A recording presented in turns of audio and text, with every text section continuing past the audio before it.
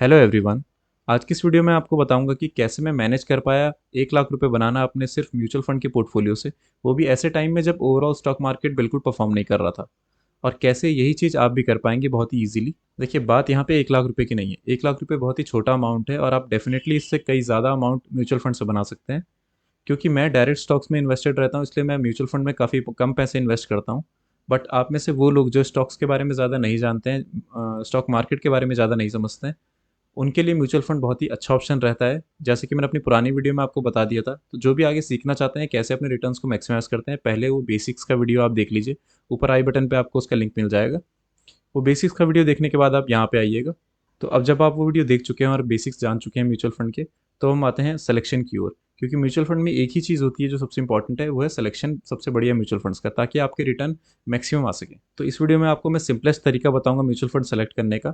आपको कुछ नहीं करना है। पहले तो जिस चीज़ का म्यूचुअल फंड के लिए अकाउंट नहीं है वो एक अकाउंट खुलवा लें, ताकि म्यूचुअल फंड में इन्वेस्ट कर पाएँ। तो मैं पर्सनली कहाँ से इन्वेस्ट करता हूँ, ये कॉइन एक ऐप है ज़ीरोधा की, उससे मैं इन्वेस्ट करता हूँ। ये आपको प्ले स्टोर में भी मिल जाएगी और ऐसे वेबसाइट पे भी आपको दिख जाएगी। तो आपको गूगल में टाइप करना है कॉइन, और ये जो पहला ही लिंक आएगा कॉइन बाय ज़ीरोधा, इसको आपको खोल लेना है। यहाँ लॉगिन करके आप लॉगिन कर सकते हैं अपने अकाउंट से, अकाउंट क्रिएट करने के बाद। और अगर आप सिर्फ एक्सप्लोर करना चाहते हैं और बेस्ट म्यूचुअल फंड को शॉर्टलिस्ट करना चाहते हैं, तो आप एक्सप्लोर में क्लिक कर सकते हैं। तो इस तरीके का डैशबोर्ड आपके सामने खुल के आता है। तो कुछ पॉइंट्स हैं, एक एक करके मैं आपके सामने क्लियर करता जाऊंगा। पहला तो हम इस ऐप से ही क्यों इन्वेस्ट कर रहे हैं म्यूचुअल फंड में। तो ये डायरेक्ट म्यूचुअल फंड की ऐप है, इसका मतलब है बीच में कोई भी कमीशन नहीं होता कोई थर्ड पार्टी का। तो यहाँ से आपका 1-2% बच जाता है। तो सीधे सीधे आपको 1-2% का फ़ायदा हो जाता है यहाँ से इन्वेस्ट करने में। तो अब हम आते हैं इस पे कैटेगरी पे। तो सबसे पहले आपको जो काम करना है वो है कैटेगरी सेलेक्ट करनी है। इक्विटी में करना चाहेंगे, डेट में करना चाहेंगे, हाइब्रिड या सॉल्यूशन ओरिएंटेड या अदर्स। तो देखिए, सिंपली मैं आपको बताऊँ तो मैं इक्विटी में करता हूँ, और आपको भी सजेस्ट करूँगा कि अगर आप रिस्क ले सकते हैं तो इक्विटी में ही इन्वेस्ट करें। अगर आप लंबे टाइम पीरियड के लिए इन्वेस्ट करें तो इक्विटी में इन्वेस्ट करें।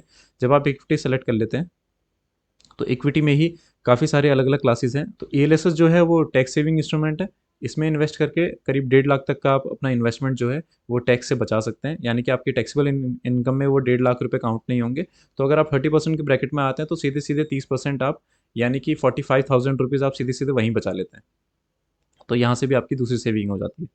तो ईएलएसएस में क्लिक करने के बाद अब ये सारे ईएलएसएस म्यूचुअल फंड हमारे पास हैं, ये जो लिस्ट है हमारे पास आती है। तो अगर आप देखेंगे तो टोटल 77 है, और इसमें से फ़िल्टर करके आपने 2-4 लेने हैं। तो इसको फ़िल्टर हम किस तरीके से करते हैं? सबसे पहले आपको मैं एक चीज़ बताऊँ, देखिए यहाँ पे 2 तरीके के म्यूचुअल फंड हमारे होते हैं। ईएलएसएस तो हमने सेलेक्ट कर लिया है, सबके आगे ईएलएसएस लिखा हुआ है। तो ये ईएलएसएस कैटेगरी के हैं, इसका मतलब होता है इक्विटी लिंक्ड सेविंग स्कीम। सिर्फ़ इन्हीं म्यूचुअल फंड्स में इन्वेस्ट करने पे आपको टैक्स की रिबेट मिलती है, और किसी म्यूचुअल फंड में नहीं मिलती है। और ये 3 साल के लिए लॉक इन रहते हैं, ये भी आप ध्यान रखिए। 3 साल से पहले आप इसमें से विथड्रॉ नहीं कर सकते।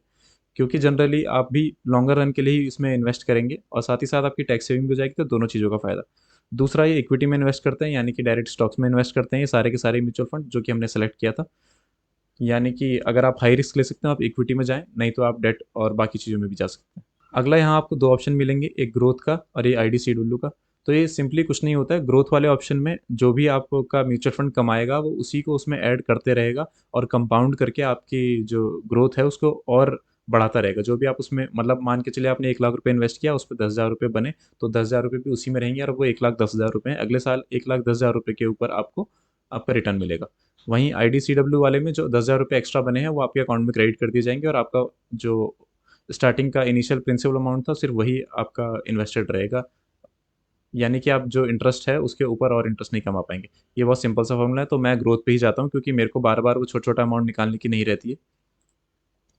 तो यहाँ से मैं डिविडेंड टाइप से ग्रोथ सेलेक्ट कर लूँगा। अब है मिनिमम परचेस अमाउंट, तो ये मैं सेलेक्ट नहीं करता हूँ। अगर आप सेलेक्ट करना चाहें तो कर सकते हैं, अगर आपकी कोई ऐसा कंडीशन है कि मिनिमम अमाउंट मैं इतना ही लगा सकता हूँ म्यूचुअल फंड में एक टाइम पे। अगला आता है एक्सपेंस रेशियो। अब एक्सपेंस रेशियो सबसे इंपॉर्टेंट वाला पार्ट है, क्योंकि ये बेवजह का पैसा है जो आप किसी म्यूचुअल फंड हाउस को दोगे। तो ये 3% तक मैक्स हो सकता है। तो इसको हम पहले तो कम से कम कर लेंगे 0 to 1, ताकि आपके ज़्यादातर स्टॉक्स इसी से फ़िल्टर हो जाएँ। अब देखिए, 77 स्टॉक से आपका 25 जो है रह गए हैं, 25 में से ही आपको फ़िल्टर करने हैं। ये सब होने के बाद अब एसेट अंडर मैनेजमेंट में हम आ जाते हैं।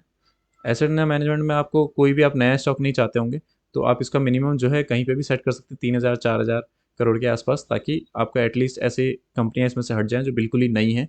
ऐसे म्यूचुअल फंड्स इसमें से हट जाएं जो बिल्कुल नए हैं, अभी अभी स्टार्ट किए हैं और इनका ज़्यादा एयूएम नहीं है। एयूएम जिनको नहीं पता उनको बता दूं, एयूएम का मतलब होता है कि टोटल उस म्यूचुअल फंड में कितना सारा पैसा इन्वेस्टेड है लोगों का, कितना लोगों ने उसमें पैसा डाल रखा है। जो पुराने म्यूचुअल फंड होते हैं, अच्छे म्यूचुअल फंड होते हैं, जनरली उसमें ज़्यादा पैसा लोग इन्वेस्ट करते हैं, जो नए नए म्यूचुअल फंड्स होते हैं उसमें कम करते हैं। तो हम कोशिश करेंगे एटलीस्ट वो 3,000 से तो ऊपर रहे। तो ये 3,000 करने के बाद जो है हमारे सिर्फ 11 रह गए हैं, क्योंकि 3,000 से ऊपर सिर्फ 11 ही ऐसे म्यूचुअल फंड है जिनका एयूएम जो है 3,000 से ऊपर है, 3,000 करोड़ से ऊपर। तो देखिए, यहाँ तक जो भी आपने ऊपर से फ़िल्टर लगाए हैं, वो फ़िल्टर आप अपने अकॉर्डिंग चेंज कर सकते हैं। मैंने वो मोटा-मोटी आपके समझाने के लिए जो-जो फ़िल्टर लगाए हैं, या जो जिस तरीके से मैं इन्वेस्ट करता मैंने वो चुना है। आप अपनी अंडरस्टैंडिंग के हिसाब से ये वाले फ़िल्टर लगा सकते हैं, बट मोटा-मोटा जितना मैंने लगाया है वो सब सही लगाया है। अब सबसे इम्पोर्टेंट जो फ़िल्टर आता है वो है सीएजीआर का, यानी कि compounded annual growth growth rate. तो आपका यहाँ पे टारगेट होता है कि जो भी म्यूचुअल फंड पिछले सालों से काफ़ी कंसिस्टेंटली अच्छा परफॉर्म कर रहा है, आप उसी म्यूचुअल फंड में पैसे लगाएं। तो आपको इसको सेलेक्ट किस तरीके से करना है, तो इसमें आप कुछ परसेंटेज अपने हिसाब से सेलेक्ट कर सकते हैं कि जितना सीएजीआर आप कंफर्टेबल हैं कि इतने सीएजीआर से आपको फ़िल्टर करना है। देखिए, अगर आपको नंबर ऑफ़ म्यूचुअल फंड ज़्यादा मिलते हैं तो बाद में आप ये सीएजीआर का वैल्यू बढ़ा भी सकते हैं, ताकि वो फ़िल्टर और कम हो जाए और कम नंबर ऑफ़ म्यूचुअल फंड्स ही आपको दिखें। करना किस तरीके से वो मैं आपको बता रहा हूँ। मैं 10% पे सेलेक्ट करता हूँ।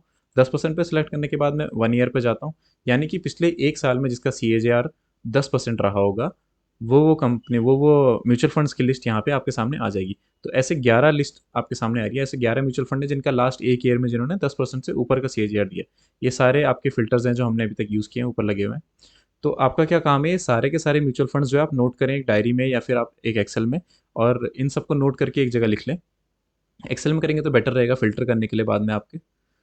अब इसके बाद आप क्या करना, आप 2 साल के में जाना, और 2 साल का भी मैंने यहाँ 10 ही सेलेक्ट कर रखा है। अब मैं देखूँगा 2 साल का कितने हैं। तो देखिए, पहले 1 साल के में 11 आए थे और 2 साल के में 8 हैं, यानी कि पिछले 2 साल से जो कंसिस्टेंटली 10% का सीएजीआर दे रहे हैं, तो इसमें 8 है। अब कुछ ऐसा होगा कि कुछ फंड जो हैं आपके पुराने वाले में नहीं होंगे, कुछ म्यूचुअल फंड, और कुछ म्यूचुअल फंड इस वाले में नहीं होंगे, और कुछ ऐसे होंगे जो दोनों में होंगे।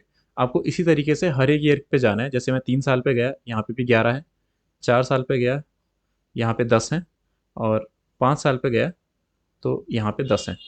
ऐसे ही आप ये सारी लिस्ट जो है 10-10 10-11 10-11 8 इन सब के नोट करके इनमें से फ़िल्टर करेंगे कौन से ऐसे म्यूचुअल फंड है जो कॉमन है सारे ही ईयर्स में।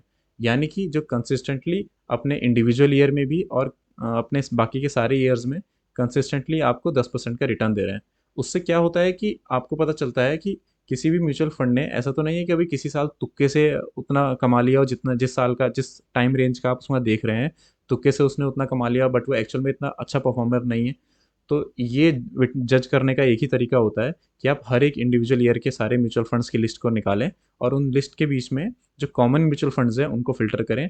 वही म्यूचुअल फंड्स ऐसे होंगे जिन्होंने कंसिस्टेंटली हर साल भी और हर कहते हैं 5 ईयर्स में भी, 4 ईयर्स में भी, 3 ईयर्स में भी कंसिस्टेंटली उतना रिटर्न दिया है जितना आप एक्सपेक्ट कर रहे हैं।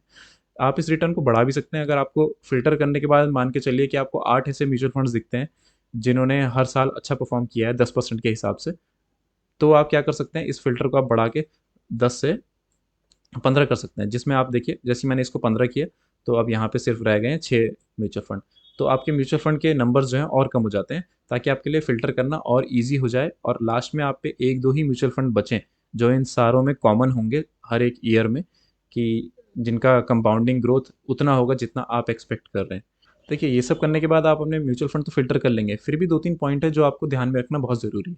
पहला तो ये कि अगर आपके फ़िल्टर के बाद काफ़ी सारे नंबर ऑफ़ म्यूचुअल फंड्स आ जाते हैं, मान लीजिए 8-10 म्यूचुअल फंड आ जाते हैं, तो इसका मतलब ये नहीं है आपको सब में इन्वेस्ट करना है। आप अपने फ़िल्टर को वापस से चेंज कीजिए और उसको इस तरीके से बनाइए कि लास्ट में 2-4 म्यूचुअल फंड से ज़्यादा ना आए। क्योंकि म्यूचुअल फंड में ओवर डाइवर्सिफ़िकेशन कभी भी एक अच्छा आइडिया नहीं होता है। तो पहली बात तो आपको ये ध्यान रखनी है कि तब तक आपको फ़िल्टर्स में चेंजेस लाने हैं, जब तक आपके लास्ट में 2-4 म्यूचुअल फंड ही ना रह जाएँ, जिनमें आपने लॉन्ग टर्म में इन्वेस्ट करना है। दूसरी बात आपने ये ध्यान रखनी है कि म्यूचुअल फंड सेलेक्ट कर लेने के बाद आपको पता है कि अगर 2 म्यूचुअल फंड आपके हैं कि इन 2 में आप इन्वेस्ट करोगे, तो उन 2 म्यूचुअल फंड में आप किस वक़्त पैसे डालोगे, वो कैसे डिसाइड करना है। देखिए, अगर आपने कोई तरीका बना रखा है कि आप उसमें एसआईपी करने वाले हैं, तो आप एसआईपी से जाइए। अगर आप पे लमसम है और आपको आज ही करना है, तो आप आज ही कर सकते हैं। बट अगर आपने ऐसा सोच रखा है कि जब मेरे पे पैसा आएगा मैं तब इसमें डालूँगा, तो उसको आप इस तरीके से बाँट सकते हैं, जिस तरीके से मैं करता हूँ। मैं क्या करता हूँ कि अगर मेरा म्यूचुअल फंड जो है एक सर्टेन टाइम पे खराब परफ़ॉर्म कर रहे हैं, तो जब-जब वो खराब परफ़ॉर्म कर रहे होते हैं, तब-तब मैं उनमें और इन्फ्यूज़ करता हूँ कैपिटल, और जब-जब वो अच्छे परफ़ॉर्म कर रहे होते हैं, जो-जो वाले म्यूचुअल फंड, उसमें मैं पैसे उस टाइम पे नहीं डालता।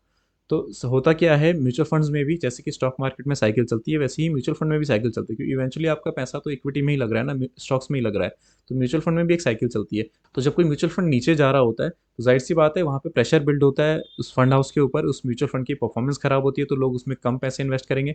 कम इन्वेस्ट करेंगे तो उसको अपना कमीशन जो है ये अपना एक्सपेंस रेशो के रूप में जो मिलता है वो कम मिलेगा। इसलिए कोई भी ऐसा नहीं चाहता है, तो जो भी म्यूचुअल फंड प्रेशर में आता है, डाउन जा रहा होता है, उसके फंड हाउस पूरी कोशिश करता है उसको ऊपर लाने की। और कोई भी म्यूचुअल फंड जो अच्छा परफॉर्म कर रहा है उसका एक ना एक टाइम बाद डाउनफॉल आता ही आता है।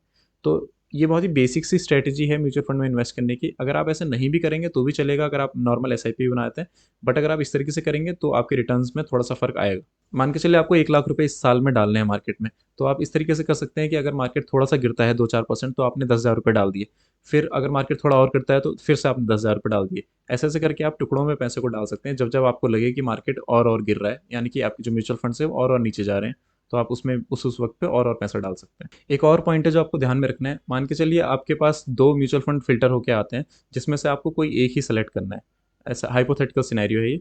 और उसमें से दोनों की परफॉर्मेंस जो है पास सबका 1 ईयर 2 ईयर 5 ईयर सबकी परफॉर्मेंस सारी सही है, उनका एक्सपेंस रेशो कम है, सारे फिल्टर के हिसाब से वो आपने सेलेक्ट करके निकाले हैं।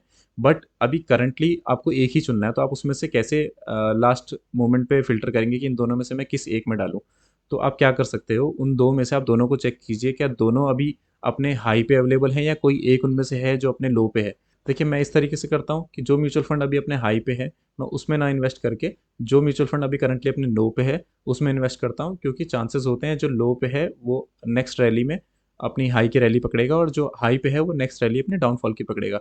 ये जनरल ट्रेंड है, ये बातें आप फॉलो करें ना करें वो आपके ऊपर है, पर मैं ऐसा करता हूँ इसलिए मैं आपसे शेयर कर रहा हूँ, जिससे कि मेरे रिटर्न्स मैक्सिमाइज होते हैं तो आपके भी हो पाएंगे। तो इस वीडियो में फिलहाल के लिए इतना ही था। आई होप आपको बहुत ही ईजिली समझ आया हो कि किस तरीके से म्यूचुअल फंड को फ़िल्टर करते हैं। इससे ज़्यादा म्यूचुअल फंड में और कुछ नहीं होता है। सिर्फ़ आप इसके बाद यही कर सकते हैं कि जो फंड मैनेजर है उसके बारे में आप पढ़ सकते हैं कि वो फंड मैनेजर का एक्सपीरियंस कितना है, कौन वो फंड मैनेजर है, किस तरीके से उसने क्या-क्या काम पास्ट में किया है, कितने टाइम से वो इस म्यूचुअल फंड के साथ है। वो सब उन सब चीज़ों का कोई एंड नहीं है, वो जितना मर्ज़ी आप पढ़ें। बट जो मोटा-मोटा है 80-90% जो सार है म्यूचुअल फंड सेलेक्ट करने का वो इसी में है। आपको इसी तरीके से करना है। तो आई होप आपको पसंद आया होगा। कोई अगर आपके पास क्वेश्चन है तो आप कमेंट में कर सकते हैं, मैं सारे क्वेश्चन के आंसर दे दूँगा। और नेक्स्ट वीडियो का वेट कीजिए। Thank you, bye bye.